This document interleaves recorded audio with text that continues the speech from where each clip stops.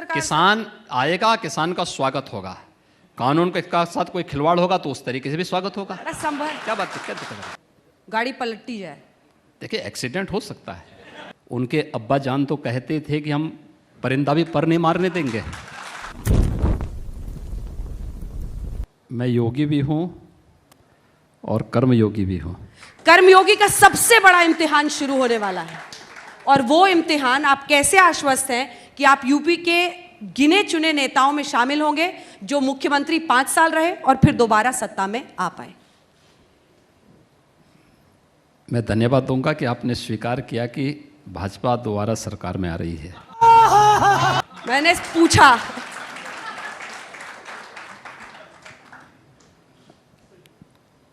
और आपकी ये बात सच होगी। मैंने पूछा है सर, स्पिन मत दीजिए योगी जी। आपके मुंह से शब्द निकले हैं और मैं मानता हूं ये सच होगा। आगे ले जाते हुए आपसे कुछ देर पहले अखिलेश यादव जी मंच पर थे, उन्होंने आपकी इन तमाम बातों को झुठला दिया। उन्होंने एक सिरे से ये कहा, और मैं उन्हें कोट करना चाहूँगी, उन्होंने कहा कि बीजेपी हमेशा झूठ बोलती है। बेरोजगारी के मामले में उत्तर प्रदेश नंबर 1 है, कुपोषण के मामले में उत्तर प्रदेश नंबर 1 है, भूखमरी से मरने वाले मौत के आंकड़ों में उत्तर प्रदेश नंबर 1 है। आपकी सरकार ने एक भी बिजली का प्लांट नहीं लगाया। आपकी सरकार ने किसानों की कर्ज माफ़ी नहीं की। आपने सिर्फ शिलान्यास अपने नाम किए हैं, अभी तक उद्घाटन नहीं कर पाए किसी भी चीज़ों का। 4.5 साल का वक्त था आपके पास, और ख़ास तौर पे उन्होंने पूर्वांचल एक्सप्रेसवे का नाम लिया। उन्होंने कहा कि कुछ चीज़ों का क्रेडिट ये सिर्फ सरकार लेती है। शिलान्यास हमने किए, काम हमने किए, उद्घाटन करने योगी जी पहुंच गए। देखिए वो सच बोल रहे हैं कि हमने कहा था कि रामलला हम आएंगे, मंदिर वहीं बनाएंगे, ये हम ही ने कहा था।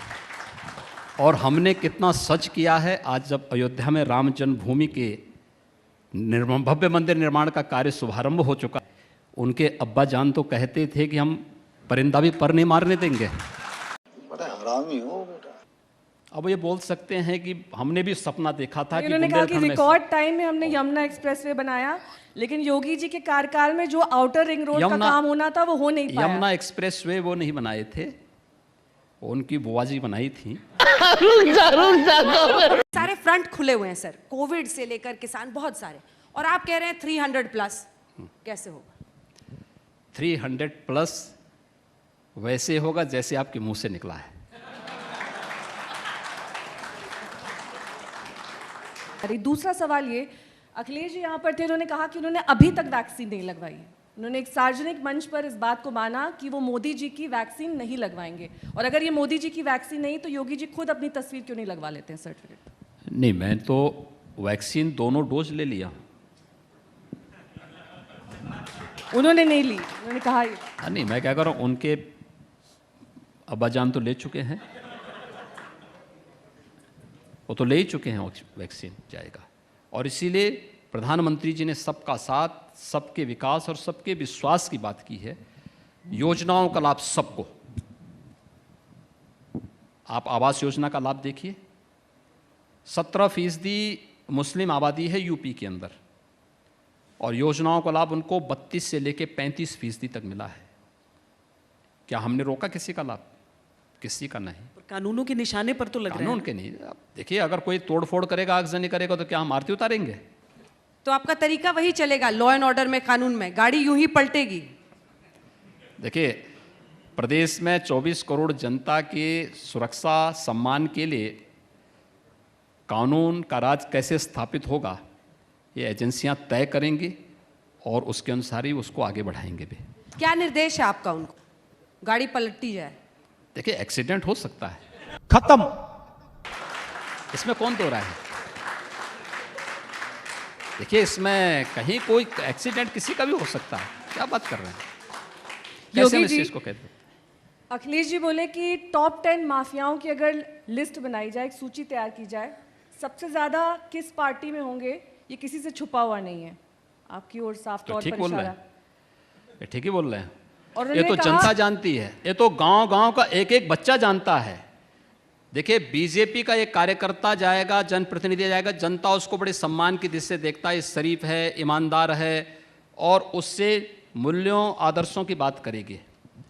लेकिन मैं एक बात बताऊं, क्या समाजवादी पार्टी के किसी जनप्रतिनिधि या किसी नेता के साथ एक कॉमन मैन का व्यवहार यही रहेगा?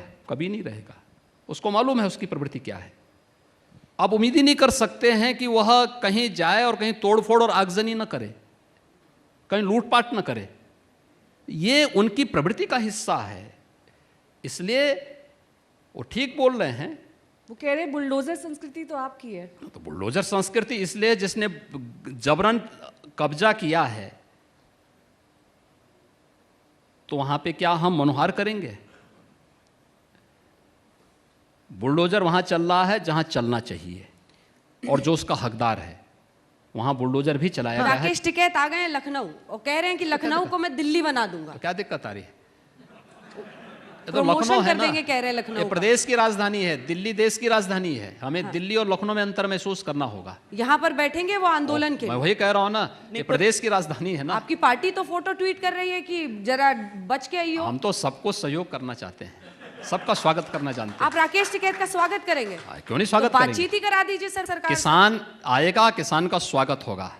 कानून के साथ कोई खिलवाड़ होगा तो उस तरीके से भी स्वागत होगा। कैसे अब आगे क्या करोगे? आगे क्या? ये बताओ जो पुलिस को क्या बोला? क्या बात है? क्या दिक्कत? कोई समस्या नहीं है। वो दूसरा वाला यही स्वागत अंतर कैसे? बता रहे हैं आप, दिल्ली और लखनऊ का अंतर यही मैंने है। क्या कहा ना, दिल्ली है, ये लखनऊ है। हाँ। तो मुझे लगता है इतना दूसरा अंतर वाला तो स्वागत कैसे होता है योगी जी? मैंने कहा ना कि ये अंतर उन सबको भी मालूम होगा जो कहते हैं कि हम लखनऊ को दिल्ली बना देंगे, तो उनको ये भी अंतर मालूम होगा कि ये प्रदेश की राजधानी है, ये देश की राजधानी नहीं है। और प्रदेश की राजधानी में किस प्रकार का चाल चलन होना चाहिए, ये भी उनको जानकारी होनी चाहिए। समझ रहे हो? समझ रहे हो आप? प्रियंका गांधी को आपके अगेंस्ट उतारा जाता है कांग्रेस पार्टी की तरफ से। योगी वर्सेस प्रियंका गांधी मुख्य चुनौती कांग्रेस पार्टी की तौर पे आप देखते हैं, या फिर सपा और बसपा ही अभी, क्योंकि अनाउंसमेंट तो हुआ नहीं है ऐसा? वो तो बहुत बड़ी नेता हैं, राष्ट्रीय नेता हैं। प्रदेश में काहे अपनी प्रतिभा को खपाना चाहती है। ये राहुल अगर गांधी- मगर वाला सवाल। आप लोग जो है इतने बड़े प्रतिभाशाली नेताओं का जो अंतर्राष्ट्रीय उसके हैं, ये वो यहाँ पर काफी एक्टिव रह चुकी हैं, पहले भी आ चुकी हैं। जितना उत्तर प्रदेश में आते हैं उससे ज्यादा इटली में गई होंगी संभवतः। टपाटप। सर उसका ट्रैक तो हमने रखा नहीं है। मीडिया को रखना चाहिए, अच्छा रहेगा। अंतर्राष्ट्रीय नेताओं को अंतर्राष्ट्रीय चुनाव लड़ने चाहिए, राष्ट्रीय स्तर के चुनाव लड़ने चाहिए। प्रदेश के चुनाव छोटे छोटे चुनाव होते हैं। एक थोड़ा अलग है इससे हटके।